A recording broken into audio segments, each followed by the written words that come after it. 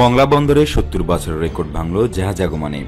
দেশের দ্বিতীয় বৃহত্তম সমুদ্র বন্দর মংলা বন্দরের বাণিজ্যিক জাহাজ আগমনের নতুন রেকর্ড গড়েছে।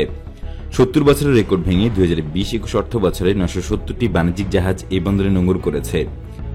এ সময় বন্দরে ১৪,৪৭৪টি গাড়ি অবতরণ এবং ৪৩,৯৫৯টি কন্টেইনার জাহাজে খালাস হয়েছে।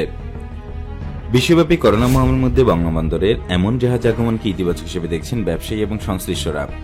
গত অর্থ বছরে মংলা বন্দরে জাহাজ বেড়েছিল ৯০৩টি, ২০১৮-১৯ অর্থ বছরে ৯১২টি, ১৭-১৮ অর্থ বছরে ৭৮৪টি, ১৬-১৭ সালে ৬২৩টি জাহাজ বেড়েছিল এই বন্দরে। মংলা বন্দর কর্তৃপক্ষের পরিচালক বলছেন, ২০-২১ অর্থ বছরে বন্দরে মোট জাহাজ এসেছে ৯৭০টি।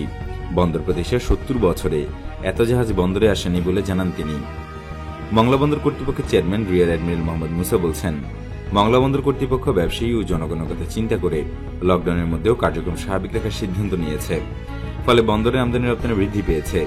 তিনি জানান, মহামারী করোনার লকডাউনের মধ্যেও বন্দরের কার্যক্রম বৃদ্ধি পেয়েছে। জাহাজ, কার্গো, গাড়ি ও কন্টেইনার হ্যান্ডেলিং এর ক্ষেত্রে সকল সূচক ঊর্ধ্বমুখী হওয়ায় বন্দরের আয় স্বাভাবিকভাবেই বৃদ্ধি পেয়েছে। ভবিষ্যতে এই বন্দরের কার্যক্রম আরও বৃদ্ধি পাবে বলে আশা প্রকাশ করেন তিনি।